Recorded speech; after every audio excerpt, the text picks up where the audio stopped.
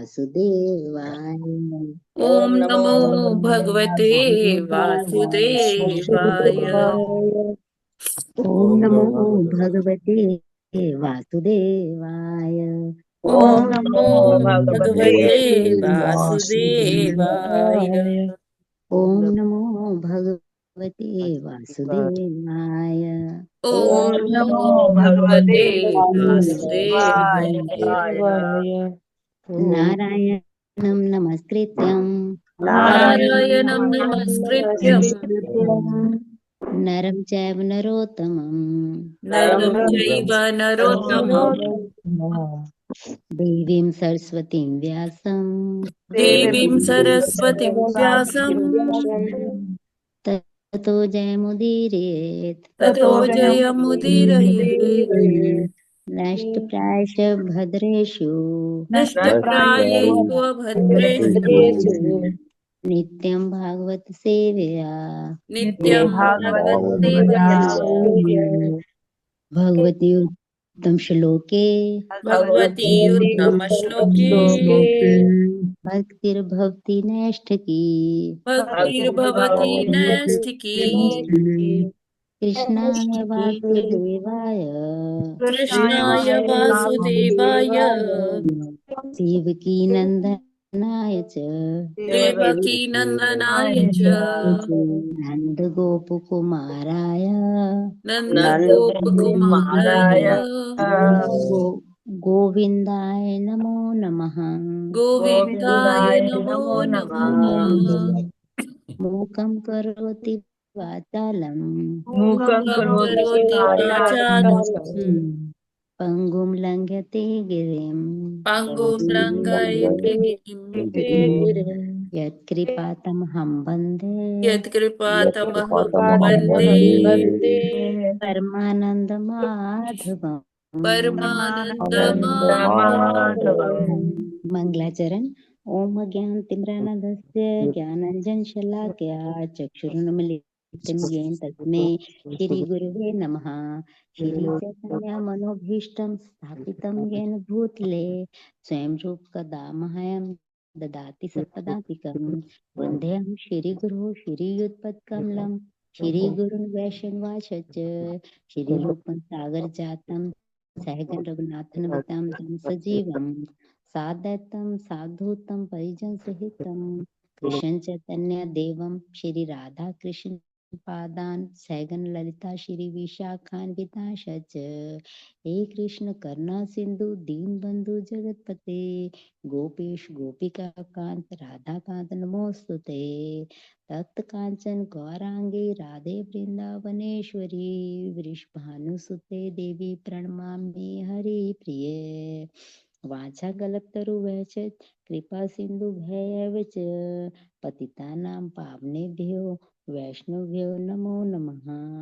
नमे ओं विष्णुपादाय कृष्णपृष्ठाय भूतले श्रीमते भक्तिवेदांत स्वामिनिति नामिने नमस्ते सरस्वती देवी गौरवाणी परिचारणे निर्विशेष शून्यवादी पाश्चात्य देश तारणे। जय श्री कृष्ण चैतन्य प्रभु नित्यानंद श्री दादर श्री वासुदेव गौर भक्त वृंद। हरे कृष्ण कृष्ण कृष्ण हरे हरे हरे राम राम राम हरे हरे। हरे कृष्णा। माता जी दंडवत प्रणाम। हरे कृष्णा प्रभु जी सभी को दंडवत प्रणाम। हरे कृष्णा माता जी। बहुत बहुत धन्यवाद आपका का जप और प्रार्थना करने के लिए। आपका हार्दिक सभी भक्तों का हार्दिक अभिनंदन है आज के इस्कॉन अयोध्या के प्रातःकालीन जप सत्र में। हरे कृष्णा माता जी। हरे दंडवत कृष्णा। प्रणाम। हरे हरे कृष्ण कृष्ण माता माता जी जी दंडवत प्रणाम। हरे हरे कृष्णा। कृष्ण सभी को दंडवत प्रणाम। और अब सभी समय हो भक्तों गया को है प्रभुपाद जी के कोट का। हरे कृष्णा माता जी दंडोत प्रणाम। हरे कृष्णा प्रभु जी। हरे कृष्णा माता जी सादर प्रणाम। हरे कृष्णा माता जी।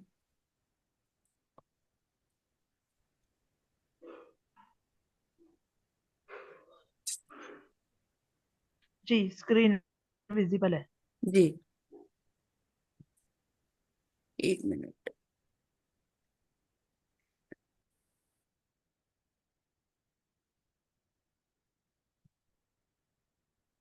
ओके।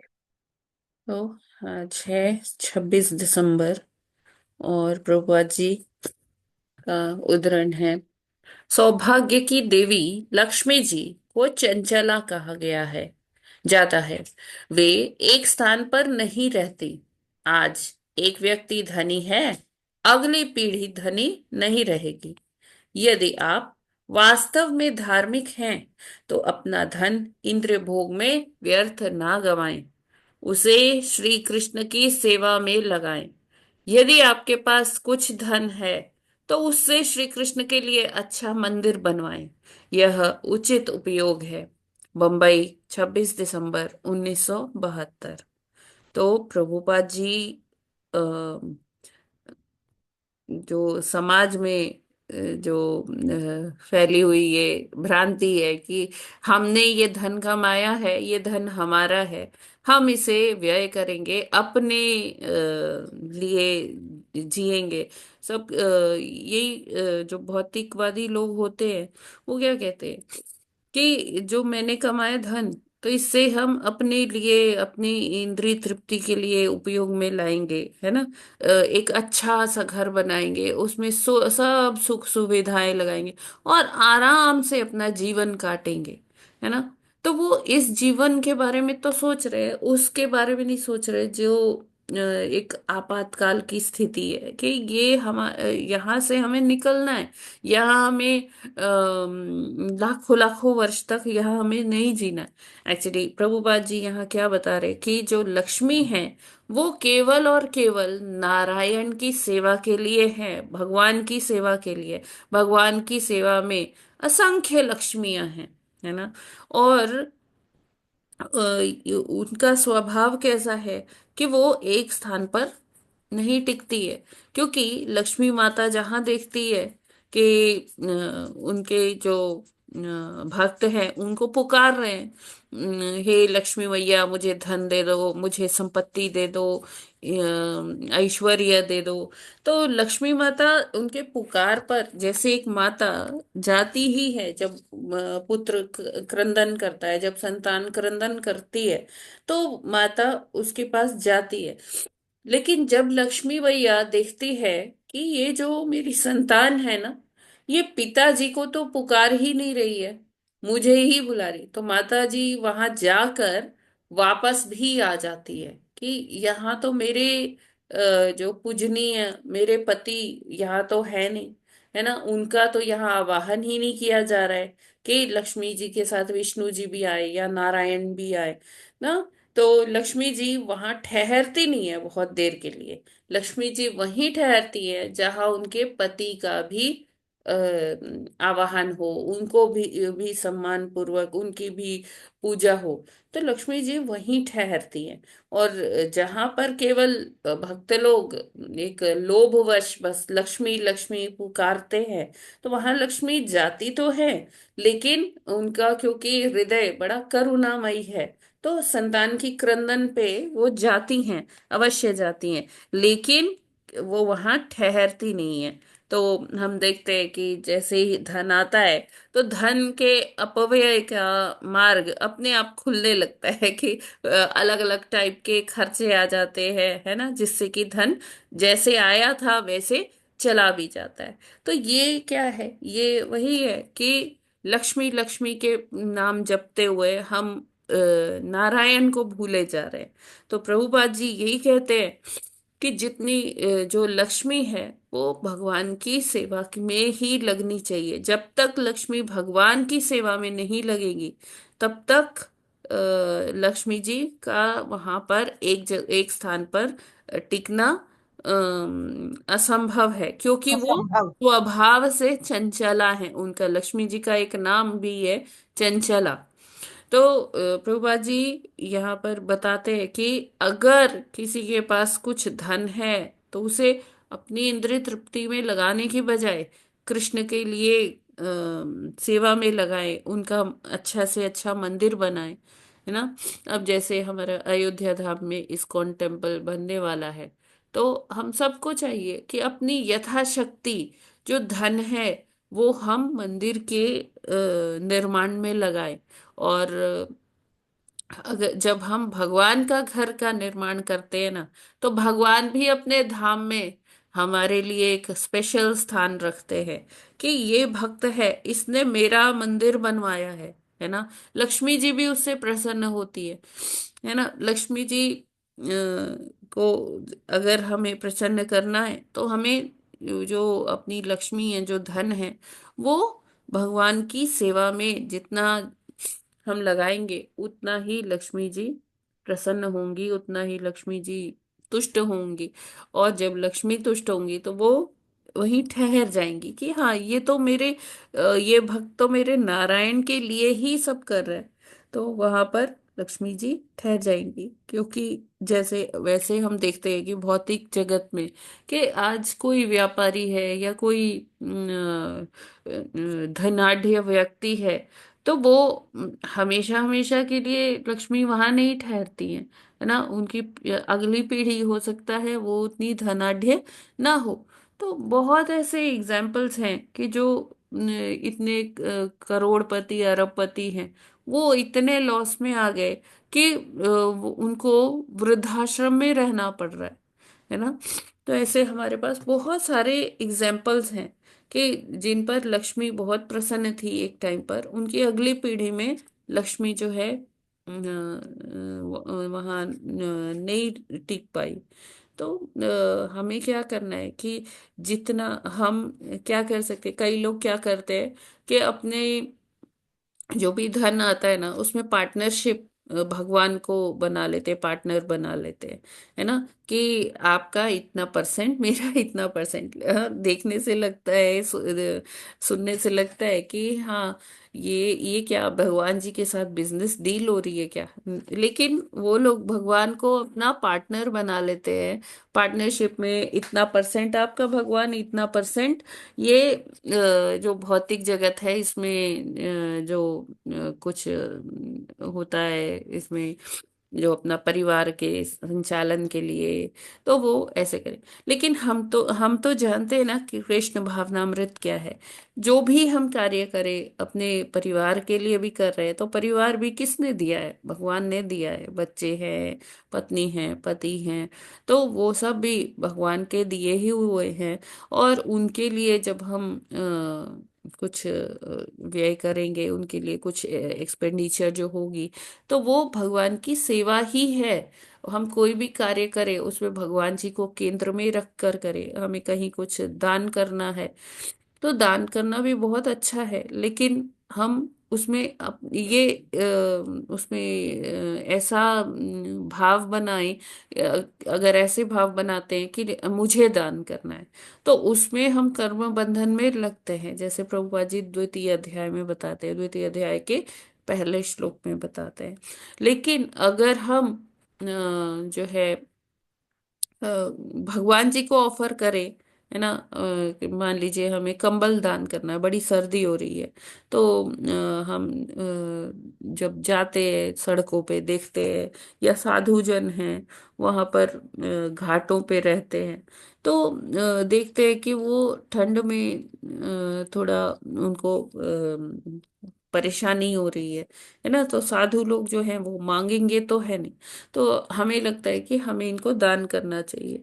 तो जब हम ये सोच के दान करेंगे कि मुझे दान करना है, तो फिर कर्म बंधन अवश्य लगेगा। लेकिन जब हम वही चीज दान के लिए जो लेके आए, भगवान को ऑफर करके प्रसाद रूपेण उन साधुओं को देंगे या जरूरतमंदों को देंगे, तो वो फिर क्या होगा, वो भगवान का प्रसाद वितरित कर रहे हैं। और प्रसाद वितरित करने में कोई भी कर्म बंधन नहीं लगता, क्योंकि ये आध्यात्मिक कार्य हो गया ना, प्रसाद वितरण करना। तो कंबल है, गरम कपड़े हैं, वो हम ऐसे कर सकते हैं, भगवान जी को ऑफर करके फिर दे सकते हैं। तो कहने का तात्पर्य ये है कि हमें हर चीज का उचित उपयोग अगर करना है तो वो कैसे करना होगा, अपनी लक्ष्मी को नारायण की सेवा में लगाकर। हरे कृष्णा। जगत गुरु श्रील प्रभुपाद की श्रील जय। प्रभुपाद की जय। है। हरे कृष्ण माता जी। जी प्रभु जो जी। है सिर्फ लक्ष्मी की अगर पूजा करेंगे तो लक्ष्मी तो ठहरती नहीं है, भगवान नारायण के साथ कीजिए जी तो ये रिकमेंडेड है। तो माता जी अब नारायण के साथ लक्ष्मी की तो पूजा करनी चाहिए, लेकिन भगवान की सेवा में तो लाखों जो है, भक्ति में सेवा में लाखों लक्ष्मियां हैं, तो लोग पूजा कौन सी लाखों में से लक्ष्मी लक्ष्मी में से करते हैं। दूसरी चीज, हाँ माता नहीं जी नहीं ऐसे थोड़ा नहीं क्वेश्चन लाखों पूछिए। प्रभु जी, हाँ वो भगवान के लिए है ना, कि भगवान की सेवा में लाखों लक्ष्मियां हैं।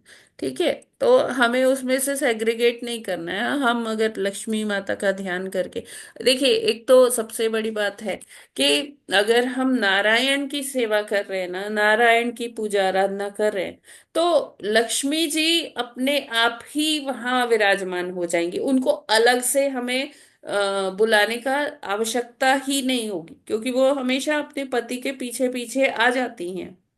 एक तो ये पॉइंट हमें हाँ माता समझना जी। होगा। ठीक है, लेकिन हाँ, अगर हम कर भी रहे हैं, करना कुछ गलत भी नहीं है, उनका युगल रूप में पूजन बहुत अच्छा है। तो हमें उनमें ये डिस्टिंग्विश नहीं करना है, उनमें अंतर नहीं करना है। नहीं नहीं, मेरे को वो वाली लक्ष्मी की पूजा करनी, नहीं मेरे को वो वाली लक्ष्मी। हम अपनी भौतिक बुद्धि से असंख्य, वो लाखों लक्ष्मियों को हम नहीं देख सकते इस तरह से। हाँ माता जी, क्योंकि लोग वर्ड भी अलग अलग यूज करते हैं ना, लक्ष्मी, महालक्ष्मी, धन लक्ष्मी। खैर माता जी, ये हाँ, क्लियर हो ऐसे गया तो मुझे। 9 तो मत प्रकार की लक्ष्मियां हैं प्रभु जी, और भी। हाँ माता जी। केवल 9 ही नहीं है, बताया गया है कि असंख्य लक्ष्मियां हैं। कोई लाखों कहता है, कोई सहस्त्रों कहता है ना। तो वो सहस्त्र भी जब कहते हैं, वो लाखों अरबों कितना है वो हमें नहीं पता। हाँ ठीक माता है जी, प्रभु क्लियर जी। है। जी। माता जी, दूसरा क्वेश्चन मेरा ये है कि एक तो भगवान की सेवा के लिए जो देते हैं या मंदिरों के लिए, वो तो ठीक है। हम्म।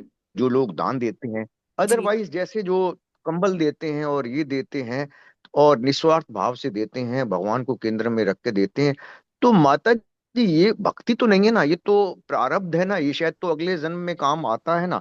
और दूसरी चीज ये है, इसके लिए शब्द देखिए, क्या अगले प्रसाद जन्म में वितरण भी वही यूज काम करते हैं। आता है। पुण्य, अगर आप पुण्य कमाना चाहते हैं, वो अगले जन्म जन्म में काम आता है। लेकिन अगर आप भगवान जी को ऑफर करके देते हैं, तो फिर अगला जन्म तो होना नहीं ना। अगर आप हाँ कृष्ण माता जी। भावनामृत का पालन कर रहे हैं, हाँ माता जी। फिर तो तो माता जी जन्म इसके लिए मृत्यु के आपने कहा, चक्र से छूट गए। हाँ माता जी ठीक है, वो भगवान को जो है केंद्र में रखे। तो माता जी इसके लिए आपने कहा कि जो जैसे देते हैं, तो भगवान को केंद्र में रख के देते हैं, जैसे लोग कंबल भी, तो क्या ये प्रसाद वितरण कहलाएगा, शब्द हाँ जी, प्रसाद यूज बिल्कुल होगा इसके बिल्कुल, लिए ये क्या। प्रसाद वितरण होगा। यस। अच्छा माता जी, हरे कि कृष्ण माता आपने जी। भगवान को ऑफर किया, और फिर जाके उसको दे दिया, अच्छा, तो वो हाँ, भगवान हमारा को नहीं ऑफर रह किया। गया ना। वो तो भगवान का हो गया, हमने भगवान को दे दिया, भगवान को ऑफर कर दिया। फिर भगवान को जो देते हैं, भगवान उसे स्वीकार करते हैं, और उतना ही हमें वापस रिटर्न कर देते हैं। हाँ माता जी, हरे कृष्ण माता जी, तो वो क्लियर। प्रसाद होगा। जी। ठीक है, अभी हम लोग आगे बढ़ते हैं भागवतम अध्ययन की ओर। कल हमने 35वें श्लोक तक किया था ना। जी जी माता माता जी। जी। हाँ। माता जी केवल 3 श्लोक ही रह गए हैं इस जी। अध्याय के भी।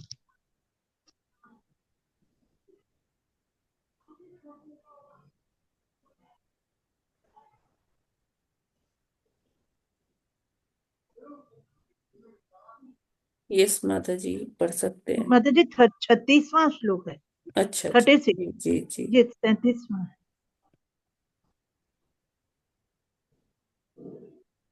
जी। यस। हरे कृष्णा। 36वां श्लोक। तम सुखाराध्यम ऋजुभिरनन्य शरणैर्नभिः कृतज्ञः को न सेवेत दुराराध्यम साधुभिः। हरे कृष्णा। हरे कृष्णा। तम सुखाराध्यम ऋजुभिरनन्य शरणैर्निरिभिः कृतज्ञ को न सेवत दुराराध्यम साधुभिः। हरे कृष्ण। हरे कृष्ण।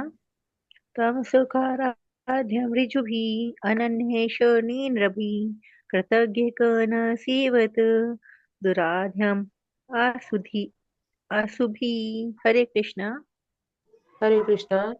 तम सुखाराध्य मृजुभिः रनन्य शरणैर्नृभिः कृतज्ञ को न सेवते दुराराध्यमसाधुभिः। हरे कृष्ण।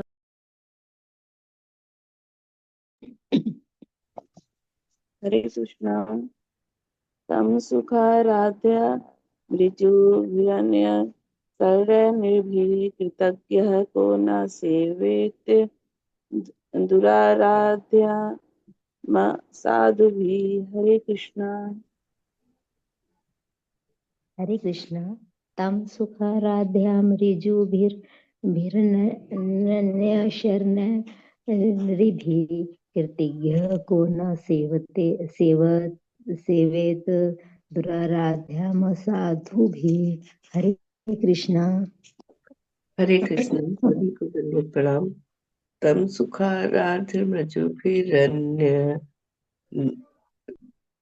तम सुखाराध्य मृजुभिरनन्य शरणैर्नभिः कृतज्ञ को न सेवेत दुराराध्य समासुधि। हरे कृष्ण। मशाश्वती। हरे कृष्ण। माता जी सभी को दंडवत प्रणाम। हरे कृष्णा। शब्दार्थ अनुवाद एवं तात्पर्य श्रील प्रभुपाद जी द्वारा। श्रील प्रभुपाद जी की जय। शब्दार्थ तम उसको, सुख सरलता पूर्वक, आराध्यम पूजनीय, ऋजुभिः सरल रोगों द्वारा, अनन्य अन्य कोई नहीं, शरण ही शरणागत, नृभिः मनुष्यों के द्वारा, कृतज्ञ उपकार मानने वाला, कह क्या, न नहीं, सेवेत सेवा करनी चाहिए, दुराराध्यम पूजा कर पाना दुष्कर, असाधु भी अभक्तों द्वारा। अनुवाद। ऐसा कौन कृतज्ञ जीव होगा जो श्री भगवान जैसे परम स्वामी की प्रेमा भक्ति नहीं करना चाहेगा। वे विमल भक्तों पर, जो उन्हीं पर अपनी रक्षा के लिए आश्रित रहते हैं, सरलता से प्रसन्न हो जाते हैं, किंतु किसी अनुचित व्यक्ति को उन्हें प्रसन्न कर पाने में कठिनाई होती है। तात्पर्य। प्रत्येक जीवात्मा को और विशेष रूप से मनुष्यों को परमेश्वर की कृपा से प्राप्त होने वाले वरदानों के लिए उनका कृतज्ञ होना चाहिए। अतः कृतज्ञ एवं सरल हृदय वाले को कृष्ण भक्त होना चाहिए और कृष्ण भक्ति करनी चाहिए। जो लोग वास्तविक चोर तथा उचक्के हैं, वे भगवान द्वारा प्रदत्त वरदानों को न तो पहचानते हैं, न उसके लिए आभार प्रकट करते हैं। ईश्वर की भक्ति करना तो दूर की बात है। जो भगवान की व्यवस्था से मिलने वाले लाभों को नहीं समझते, वे कृतघ्न हैं। वे धूप तथा चांदनी का आनंद उठाते हैं और निशुल्क जल प्राप्त करते हैं, किंतु कृतज्ञता का अनुभव नहीं करते, तो भी वे भगवान के इन उपहारों को भोगते रहते हैं। इसीलिए उन्हें चोर और उचक्के कहा ही जाना चाहिए। हरे कृष्णा। हरि बोल। थैंक यू माता जी। हरे कृष्ण। हरे कृष्णा। तो ये जो श्लोक है, इसमें बहुत सुंदर मर्म है इसका। तो पहले अनुवाद देखते हैं। अनुवाद जो है, इसमें एक्चुअली इस श्लोक के माध्यम से प्रश्न कर रहे हैं मैत्री मुनि। कह रहे हैं कि जो भगवान के प्रति कृतज्ञ है, जो भगवान की कृपा समझता है कि हर चीज जो मुझे प्राप्त है वो भगवान के द्वारा ही मुझे दी गई है, उन्हीं के द्वारा वो निर्मित है और वो ही मुझे दिए हैं ये सब चीज। तो वो ऐसा कृतज्ञ व्यक्ति जो जीव है, वो इतने करुणामयी जो भगवान है, परम पिता हैं, उनकी प्रेमा भक्ति क्यों नहीं करेगा। ऐसा कौन कृतज्ञ होगा जो भगवान की प्रेमा भक्ति ना करना चाहे। यानी कि जो कृतज्ञ है, इसकी एनालॉजी मतलब अगर इसका वो देखें कि क्या इसका निष्कर्ष क्या निकलता है इस प्रश्न का, तो कहते हैं कि मतलब जो कृतज्ञ जीव है वो तो करेगा ही ना भक्ति, है ना। ये क्लियर हो रहा है ना, ये किस संदर्भ में ये जी क्या, माता जी।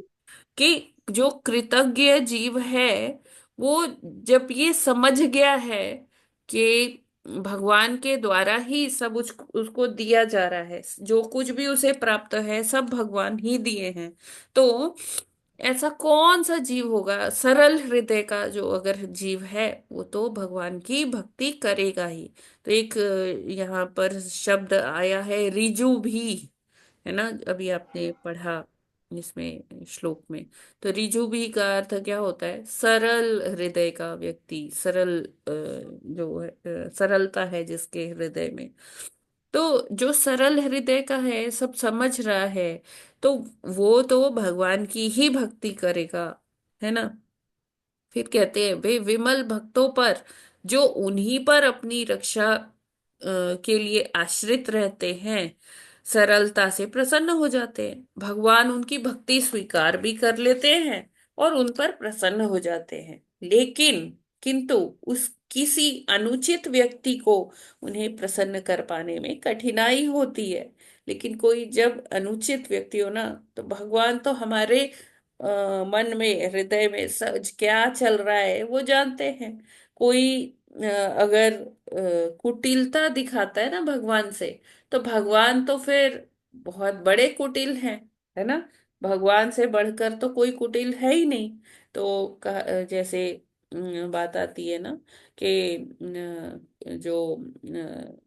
जो मतलब ऐसे बहुत अपने को ओवर स्मार्ट या चालाक समझते हैं कि भाई मैं तो देखो भगवान को भी मैं मूर्ख बना लूंगा। तो भगवान तो उनसे भी ज्यादा चालाक है, चालाकों के चालाक है। जैसे भगवान भगवत गीता में कहते हैं कि जो वैसे चार नियमों में जुआ खेलना बुरा माना गया है। लेकिन भगवान कहते हैं कि जो सबसे बड़े बड़े जुआरी भी हैं, मैं उन जुआरियों में से भी श्रेष्ठ हूँ, है ना। या मैं जुआ का भी एक रूप हूँ, भगवान ऐसे कहते हैं। जो जुआ द्युतम। खेलते हैं, जी। गैम्बलिंग करते हैं, है ना।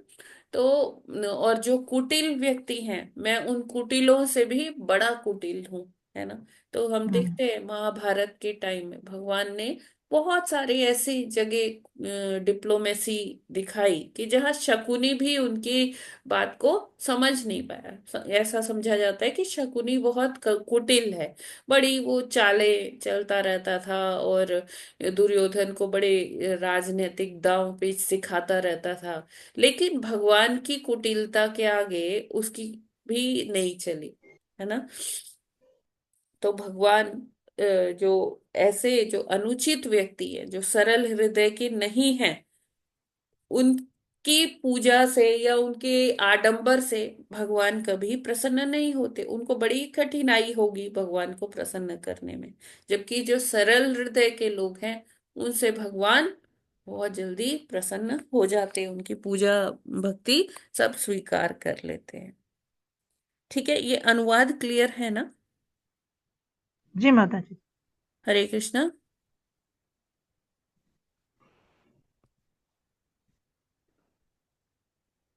ठीक है। जी जी माता माता जी। जी। जी, तात्पर्य। तो तात्पर्य में आते हैं। यहाँ क्या कहते हैं फर्स्ट सेंटेंस में? प्रत्येक जीवात्मा को और विशेष रूप से मनुष्यों को परमेश्वर की कृपा से प्राप्त होने वाले वरदानों के लिए उनका कृतज्ञ होना चाहिए। तो हमें जो ये फ्री में सब प्रकाश मिल धूप रहा है, पानी। धूप मिल रही है, जल मिल रहा है, सांस लेने के लिए वायु मिल रही है ना। और जो हम्म। ये धरती में से अलग अलग तरह के फसल आ रही है, उसके लिए हम सबको कृतज्ञ होना चाहिए। क्योंकि देखिए, जो भौतिकवादी है, जो अपने को ज्ञानी समझते हैं, या जैसे जो प्रभुपाद जी हमेशा वो साइंटिस्ट को बोलते रहते हैं, है ना, कि ये लोग क्या कर रहे हैं, रास्कल्स है। अनीश्वरवादिता फैला रहे हैं, है ना। कि ये सब जो अनिश्वरवादिता। है, जी जो जी। हमें प्राप्त हो रहा है, ये तो प्रकृति से आता है। तो जब भी ऐसी हम्म। बात होती है, कोई कोई कहता है कि अरे ये तो प्रकृति है, प्रकृति से मिल रहा है ना हमें, भगवान कहाँ से आ गए? तो प्रभुपाद जी उनसे एक ही प्रश्न पूछा करते थे कि ये प्रकृति किसने बनाई, है ना। तो वो हम्म। लोग हम्म। जब कहते हैं कि अरे ये तो ऑटोमेटिक है, सूर्य निकले, सूर्य उदय होगा, सूर्यास्त होगा, चंद्र उदय होगा, चंद्र अस्त होगा। ऐसे जब बीज बो देंगे, तो उसमें से फसल निकलेगी। ये सब ऑटोमेटिक है। तो प्रभुपाद जी कहते हैं कि ऑटोमेटिक जो मशीनें आप बनाते हो, उन उसका भी तो कोई मैन्युफैक्चरर होता है ना, कोई निर्माता होता है कि नहीं। तो अगर हम अपनी भौतिक जीवन में भी देखें, तो हमें ये पता चलेगा कि हर चीज का कोई ना कोई मैन्युफैक्चरर है, कोई उसका निर्माता है, उसको बनाने वाला है उस मशीन को। तो जब इतना बड़ा ब्रह्मांड की संरचना हो रही है, तो क्या उसका चलाने वाला, उसका पालन करने वाला कोई नहीं होगा क्या? तो अगर हम ऐसे ही देखें, ऐसे छोटा सा एक उदाहरण ले कि इतने प्रकार के फल सब्जियां होती है। हर फल का एक अपना स्वाद होता है। अगर आप उसे देखे भी ना, जस्ट उसे टेस्ट करके, बिना देखे, आंख पे पट्टी बांध कर कोई आपको देता जाए कि अच्छा ये लो, ये बताओ, ये खाओ, तो आप बता दोगे ना कि ये संतरा है, ये केला है, ये सेब है। तो मिट्टी में से ही उपज रहा है सब कुछ, लेकिन स्वाद सब में अलग अलग है। तो ये अलग भगवान अलग। की ही अचिंत्य शक्ति है कि नहीं है, कि कोई चीज बड़ी जी बिल्कुल। खट्टी है, कोई चीज बड़ी मीठी हो गई, मीठी कोई है। हम्म। तीखा हो गया, है ना। तो इस तरह से भगवान क्या करते हैं, अपने जो अचिंत्य शक्ति से ये सारी चीजों का निर्माण करते हैं। और जो ये फसलें हैं उसमें स्वाद कौन डालता है? चंद्रमा की चांदनी चंद्रमा। जब पड़ती चांदनी। है ना। तो जी। जब वो चांदनी हम्म।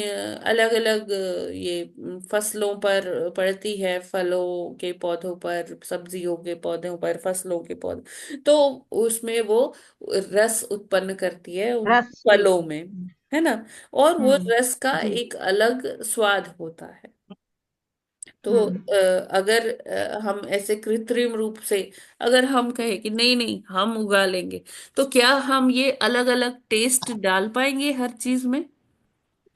जी नहीं, बिल्कुल भी नहीं। है ना। तो अगर चांदनी हम्म। नहीं हो, हम क्या कृत्रिम रूप से लैब में सब्जियां उगा पाएंगे? नहीं बिल्कुल उगा नहीं। पाएंगे। ठीक है ना। नहीं तो होगा पाए। और अगर मान लीजिए उगा भी लेते हैं, तो वो खा के क्या वो पुष्टि मिलेगी, वो तुष्टि मिलेगी? नहीं हो सकता ऐसा, है ना। अगर कोई कहे कि ठीक है, हम पानी अपना खुद बनाएंगे, हाइड्रोजन ले आओ भाई, ऑक्सीजन एच ले टू आओ भाई, एच टू अब ओ हम बने। अपना पानी खुद बनाएंगे। हम किसी जलाशय से, जो समुद्र है या कोई नदियां है, हम उसमें से पानी नहीं लेंगे, हम अपना पानी स्वयं हम्म। बनाएंगे। तो क्या ये संभव है? कितना पानी हम बना लेंगे? हाँ, मान लीजिए बना बिल्कुल। भी लेते हैं, है ना, उस प्रोसेस है हम्म। उसका, है। लेकिन हम हम्म। कितना बनाएंगे? हम जितना पानी हम्म। रोज इस्तेमाल करते हैं अलग अलग अपनी गतिविधियों में, दैनिक नहीं, उतना दिनचर्या, तो नहीं बना तो पाएगी। हम हम्म। कितना पानी बनाएंगे कि जी हम जो प्राकृतिक स्रोत है, अच्छा भगवान वाला पानी मैं नहीं लूंगी, मैं अपना पानी स्वयं बनाऊंगी। तो ये जो है, ये बड़ा हास्यास्पद है ना। तो हाँ, अहंकारी इवन लगता इवन है जो कोई। लोग मतलब अलग अलग खोजें करते हैं, कोई कहता है कि जी मैंने ये वाली मेडिसिन बना दी, है ना, पेंसिलिन बना दी, ये बना दिया, वो बना दिया, है ना। तो प्रभुपाद जी कहते हैं अपने टिप्पणी में कि क्या पहले जीवन नहीं होता था? पहले तो और सुदृढ़ जीवन होता था। पहले जो लाइफ हम्म। स्पैन था वो भी ज्यादा हुआ करता था। तब ये कृत्रिम ऐसे चीजें नहीं थी, ये मेडिसिन, ड्रग्स वगैरह नहीं हुआ करते थे, है ना। लोग प्राकृतिक औषधियों पर ही आश्रित होते थे। निर्भर थे। में कुछ होता भी जी। था। व्याधियां भी पहले कम होती थी, क्योंकि उचित हम्म। खान पान होता था, उचित दिनचर्या होती थी लोगों की, है ना। जैसे सूर्यास्त के बाद वो खाते ही नहीं थे। तो सारा जो जीवन का जो चक्र है वो प्रकृति के अनुकूल, मतलब जीवन, मतलब जो दैनिक दिनचर्या है, वो कह रही हूँ, मतलब वो प्रकृति के अनुकूल होती थी। लेकिन अभी क्या है, हम रात में भी अपना भोजन पाते हैं, हम किसी भी समय भी हम चालू हो जाते हैं। तो वो क्या हो जाता है कि हमारा जो बॉडी क्लॉक है वो प्रकृति के अनुकूल नहीं रहता है, इसीलिए हमें अलग अलग प्रकार की व्याधियां आती हैं। तो ये जैसे जैसे हम प्रकृति के प्रतिकूल जाते हैं, उसके हिसाब से नहीं चलते हैं, भगवान ने जैसा सिस्टम बनाया है उससे हम विपरीत चलते हैं, हम कहते हैं कि हम ज्यादा काबिल हो गए, हमने ज्यादा पढ़ाई कर ली है। तो प्रभुपाद जी यही कहते हैं कि जितना ज्यादा लोग पढ़ लिख रहे हैं आजकल, उतने ही ज्यादा, एक वर्ड यूज किए हैं, चोर उचक्के हो गए हैं, है ना। हाँ, तो रफ्कल हाँ, कहते हैं। तो क्योंकि हम क्या कर रहे हैं, हम्म, हम चोरी कर रहे हैं जो प्रकृति में हम्म, ऑलरेडी है, हम उसको क्या कर रहे हैं, उसको तोड़ मरोड़ के हम अपनी तरह। अब देखिए, जो फसलें प्राकृतिक रूप से उग रही हैं, हम आज इंसान क्या कर रहा है, उसका क्रॉस ब्रीड करा के हाइब्रिड क्वालिटी तैयार कर हाँ, रहे हैं, है ना। कहते हैं कि मॉडिफाइड ये ना क्रॉप्स हम भी बना अपने के। तरह के, जैसे ही हमें चाहिए ना वैसे गुण हम्म, वाली सब्जी और फल हम्म, का उत्पाद कर रहे हैं। तो ये जो हम्म, हाइब्रिड चीजें हैं, ये क्या हमें पुष्टि देती है? नहीं, ये पुष्टि नहीं देती, कहीं ना हम्म, कहीं से ये हमें और उसके कॉन्सिक्वेंसेस होते हैं जो हमें थोड़ा बुरी तरह से प्रभावित करते हैं। अभी हमें नहीं पता चल रहा, लेकिन थोड़े टाइम में पता चलने लगेगा। क्योंकि देखिए, अब आज जितने रोग हो रहे हैं, और कम कम आयु में लोगों को बड़े क्रॉनिक टाइप के रोग हो रहे हैं, है ना। तो वो यही सब है कि हम फर्टिलाइजर युक्त खाना खा रहे हैं, हमारे आधे खाने में तो फर्टिलाइजर ही है, वो ही खाए जा रहे हैं हम, है ना। और हम अपनी बुद्धि लगाकर हर चीज को तोड़ मरोड़ रहे हैं। तो वो क्या है, तो प्रभुपा जी कहते हैं जितना लोग पढ़ रहे हैं, पढ़े लिख रहे हैं, जितनी ज्यादा डिग्रियां ले रहे हैं, वो क्या बनते जा रहे हैं, वो चोर उचक्के बनते जा रहे उचक्के बनते हैं, है जा ना। रहे तो हैं। हम्म, इसमें उदाहरण आता है दुर्योधन का। दुर्योधन हम्म, के पास जब वहाँ कुरु राज्यसभा में हस्तिनापुर पहुंचे श्री कृष्ण भगवान, पांडवों का के तरफ से दूत बन के पहुंचे थे, उनके संधि प्रस्ताव लेकर पहुंचे थे। तो उनके पहुंचने से पहले भीष्म पितामह ने अ, ये धृतराष्ट्र से कहा कि अभी ये श्री कृष्ण आ रहे हैं, तो इनका उचित स्वागत करना, इनका सम्मान करना, ये श्री कृष्ण हैं, भगवान हैं। और हम्म, अपने उस मूड बुद्धि पुत्र से कहना कि वो कुछ ऐसा अशोभनीय ना करे। अगर तुम अपने पुत्रों की रक्षा चाहते हो, हस्तिनापुर की रक्षा चाहते हो, तो कृष्ण जो कहें उसे मान लेना, है ना। यही उनका सबसे बड़ा सम्मान जी। होगा। भीष्म पितामह ने हम्म, उनको एक कृष्ण जी के आने से पहले आगाह एक किया। सुझाव दिया था, क्योंकि वो आदेश तो हम्म, दे नहीं सकते थे। हाँ, बड़े होने के हम्म, नाते, धृतराष्ट्र के एक गुरु होने के नाते वो उनको इस तरह का सुझाव दी। सुझाव दे सकते थे। ठीक है। तो हम्म, धृतराष्ट्र ने कहा, हाँ हाँ हाँ जी पितामह, मैं क्या करूंगा ना, मैं उनको इतने उच्च कोटि के अश्व प्रदान करूंगा, इतने हाथी प्रदान करूंगा, उनके सम्मान में मैं कोई कमी नहीं छोड़ूंगा।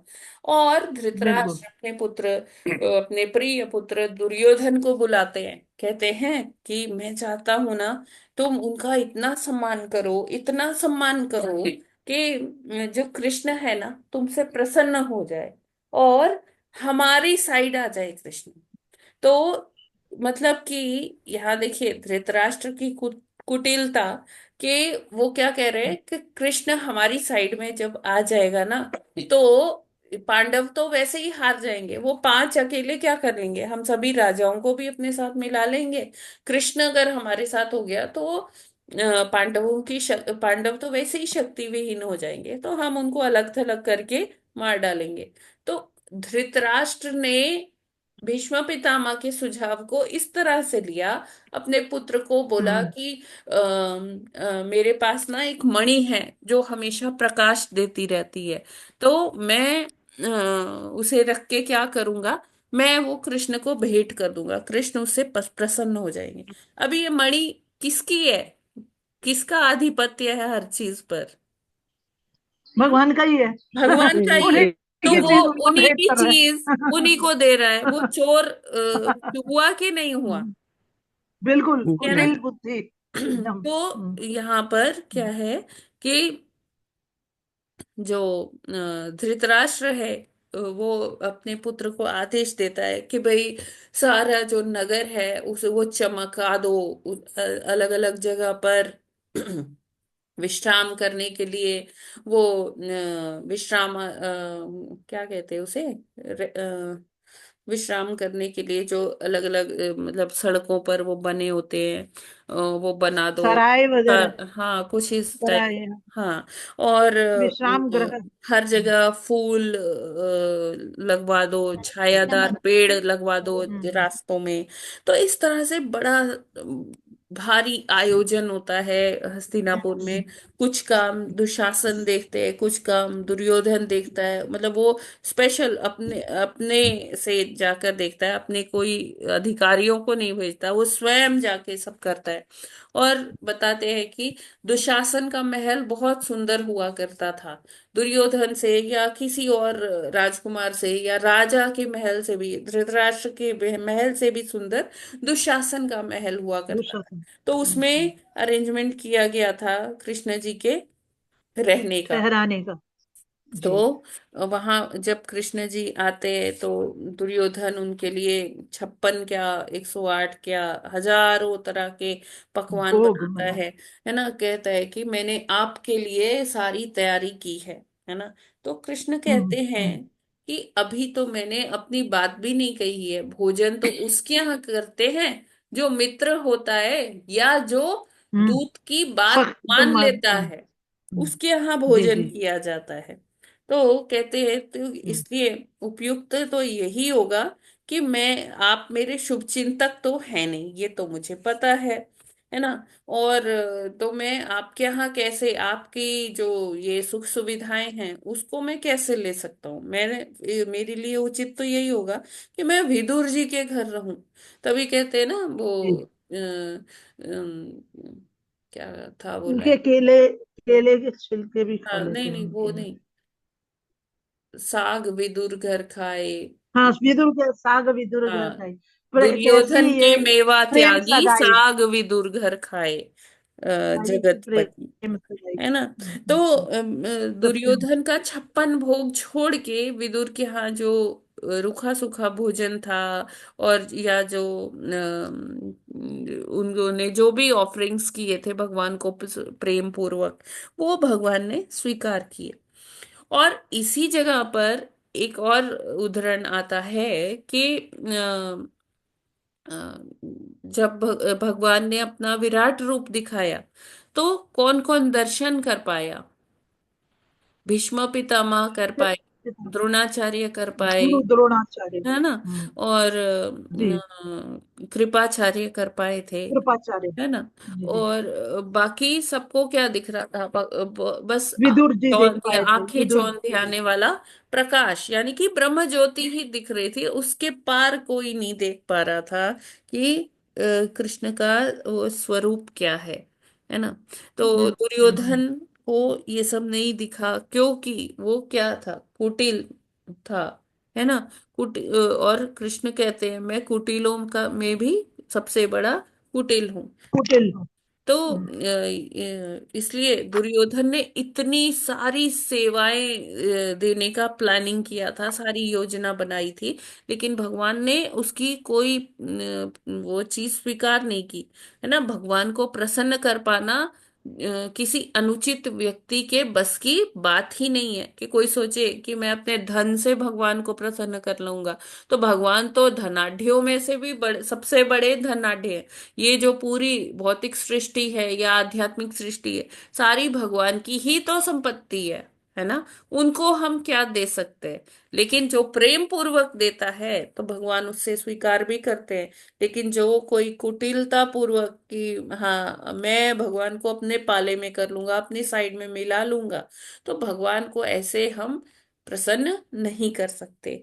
और महाभारत में ही एक उदाहरण आता है कि जब महाभारत का युद्ध होने वाला था, सब कुछ तैयारी चल रही थी, तो दुर्योधन ने फिर ऐसे ही सेवाएं दी थी, है ना, सारे लोगों को, कि जो आ रहे थे युद्ध के लिए, अलग अलग देशों के राजा महाराजा, तो उनके लिए दुर्योधन ने फिर से ऐसी ही सुख सुविधाएं, जगह जगह पर विश्रामालय बनाए थे कि सेनाएं रेस्ट कर सके, घोड़े रेस्ट कर सके, जो राजे महाराजे हैं, उनके रथी महारथी हैं, वो लोग भी, उनके लिए एक भोजन, विश्राम, सारी सेवाओं की बड़ी, क्योंकि हस्तिनापुर का राजकोष उसने पूरा खोल दिया था, और बहुत जगह ऐसे किया था, दूर दूर तक। तो ऐसे ही जो शल्य थे, एक राजा शल्य, है ना, जो नकुल और सहदेव के मामा थे, मद्र मामा थे, देश मद्री, के राजा थे। मद्री के तो जी। उन्होंने क्या किया, वो उन्होंने सोचा कि ये सारी इतनी सुविधाएं तो युधिष्ठिर ही करवा सकते हैं। तो उन्होंने क्या किया कि युधिष्ठिर की सेवा समझकर वो सारी सुविधाओं को अवेल किया, उस वो सारी सुविधाओं के उन्होंने उपयोग किया। तो और अंत में जब वो इतने प्रसन्न हो गए कि बहुत अच्छी सुविधाएं दी है भाई, इतना तो कौन करेगा, तो उन्होंने वहां सेवकों से कहा कि मैं युधिष्ठिर महाराज से मिलना चाहता हूँ। तो बोले कि हाँ, युधिष्ठिर महाराज से, तो ये उन्होंने जाकर दुर्योधन को बताया सेवकों ने, कि वो तो कह रहे हैं कि इतनी अच्छी सेवा है, मैं युधिष्ठिर महाराज जी से मिलना चाहता हूँ। तब दुर्योधन आता है, कहता है कि ये सारी सेवाएं तो मैंने दी थी।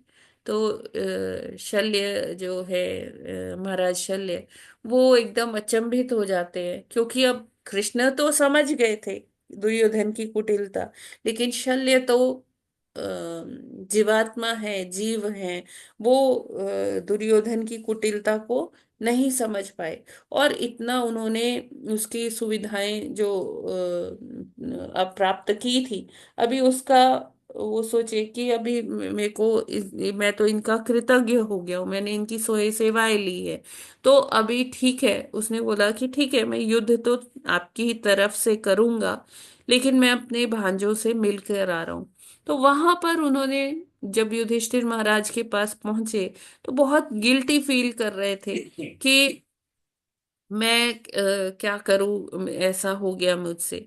तो यहाँ पर हमें यही समझना चाहिए कि जीवात्माओं के बस की बात नहीं है, उनको कोई भी वो छल सकता है, लेकिन भगवान को छलना आसान नहीं है। हम यहाँ इनके प्रसंग से समझ सकते हैं कि दुर्योधन ने जब कृष्ण को सेवाएं देना चाहा तब क्या हुआ, और जब दुर्योधन ने वो ही सेवाएं जब शल्य को दी, महाराज शल्य को और अन्य राजाओं को दी, जो युधिष्ठिर महाराज की तरफ से युद्ध लड़ना चाहते थे, तो वो कैसे छल लिए गए दुर्योधन के द्वारा, शकुनी के द्वारा। हरे कृष्णा, आई होप ये सभी को क्लियर है। बहुत अच्छा समझाया। हाँ हरे माता जी, कृष्णा हरे कृष्ण। माता जी, बहुत अच्छा। भगवान की प्रभु जी, भक्ति के आप लिए। लोग बोल सकते हैं। हाँ माता जी, साधारण होना चाहिए मनुष्य, कुटिलता लेकर भगवान को हाँ, धोखा देने की कोशिश हम नहीं करनी चाहिए, सरलता से ही इससे भगवान प्राप्त नहीं भगवान को हम्म, प्राप्त कर सकते हैं, इसीलिए हाँ लास्ट अगर लाइन में कृतज्ञ है तो। प्रभुपाद जी लिखते हैं कि इसलिए ऐसे लोगों को जो कृतज्ञ हैं, देखिए दो वर्ड्स हैं, कृतज्ञ है, एक कृतज्ञ है। कृतज्ञ मतलब जो हम्म, भगवान के उपकारों को समझता है और उनको घड़ी घड़ी धन्यवाद करता रहता है, और कृतज्ञ है ग्रेटिट्यूड। कि जो सारा कुछ लेकर भी, सब कुछ अवेल कर कर भी, सारी जो सुख सुविधाएं हैं भगवान के द्वारा दी गई हैं, वो उनको हम्म, भगवान को श्रेय नहीं देता, अपने आप को देता है कि देखो ये मैंने कमाया है, हम्म, मैंने अपनी बुद्धि से ये बनाया है। तो वो अपने आप को हम्म, करता समझता है कि भाई सारा हम्म, जीवन तो मैंने ये परिवार का पालन पोषण किया है, मैं सबसे ज्यादा बुद्धिमान हूं, मेरे कारण, अपने को वो सर्व कारण कारणम मानता है ना। तो ऐसे बिल्कुल। क्या कहलाते हैं, चोर और उचक्के। कृतज्ञ, उच्चक्य। हम्म, ठीक है, क्लियर है ना हम्म, सभी को? कोई प्रश्न है तो बताइए। हरी बोल। बहुत सुंदर।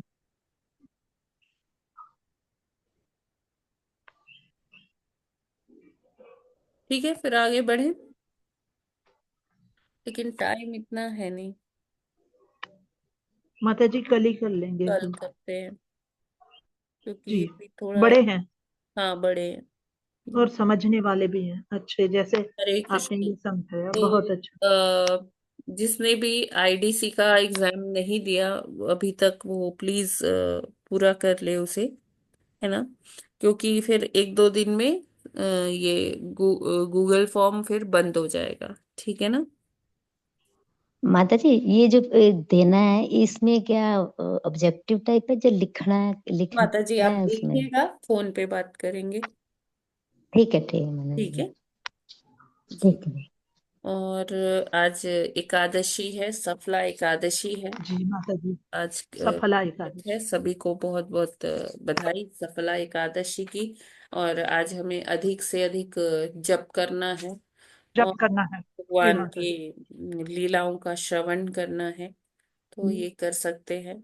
और आज हम लोग जो माताओं का ग्रुप है उसमें गीता का पाठ भी करेंगे, तो जिनको भी करना है प्लीज वो बता दें कि उनको कौन सा चैप्टर पढ़ना है, तो उस तरह से हो जाएगा। माता जी दोपहर वाले ग्रुप में? हाँ, माताओं के ग्रुप में जी। जी जी। जी माता जी। ठीक है, तो इसी के साथ यहीं पर अगर कोई प्रश्न नहीं है तो फिर हम लोग यहीं पर विराम करते हैं। हरे कृष्णा।